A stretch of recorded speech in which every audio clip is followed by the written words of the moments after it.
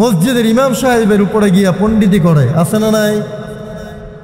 Bomb মারলে সূরা ফাতিহা শুদ্ধ করে বের হবে, কিন্তু ইমাম সাহেবের দিকে চোখ রাঙায় কথা বলে। অনেক মানুষ আছে 1:30টায় মসজিদে আসে। কয়টায় আসে? 1:30টায় আসার পরে ইমাম সাহেব বয়ান করতেছে, খালি বারবার ঘড়ির দিকে তাকায়। ঘড়ির দিকে তাকায় দেখে 1:30টায় ইমাম সাহেব নামাজ দাঁড়ায় না। এখন দুই পণ্ডিতে মিল্লা ফিস করে, কিরে এখনো মসজিদে দাঁড়ায় না, এখনো দাঁড়ায় না, মানে ফিস করতেছে। অনেক জায়গায় তো দাঁড়ায় বলে, এই হুজুর ঘড়ির টাইম দেখেন না, নামাজের সময় হয়েছে, এখনো টাইম দেখেন না, নামাজ দাঁড়ান না কেন? পণ্ডিত 1:30টার সময় আইসিস কেমনে? 1:30টার সময় আসার জন্য আজান দিছে? কথা বল না, আপনাদেরকে বলতে, মানে 1:30টার সময় আসার জন্য আজান দিছে?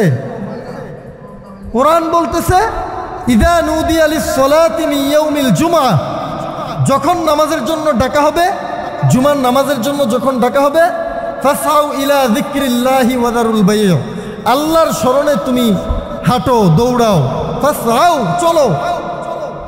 ওয়া যারুল বাই', বাই' অর্থ হচ্ছে ব্যবসা বাণিজ্য, মানে ব্যবসা বাণিজ্য ছেড়ে দাও, মানে একটা নমুনা দিল, মানে তুমি দুনিয়াবি কাজ ছেড়ে দাও। এখন আপনারা নিজেদেরকেই প্রশ্ন করেন, জুমার নামাজের আজান হওয়ার সাথে সাথে কে কে দুনিয়ার কাজ ছাড়ছেন? অনেকেই ছাড়ে নাই।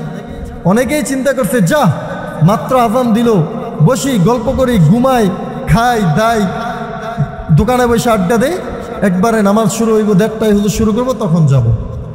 এই পণ্ডিতগুলানে আইসা মসজিদে আইসা বারবার গড়িতে থাকায় আর হুজুরের ব্যাপারে দিনের ভিতরে রাগ উড়ায়, কোনো লাভ নাই।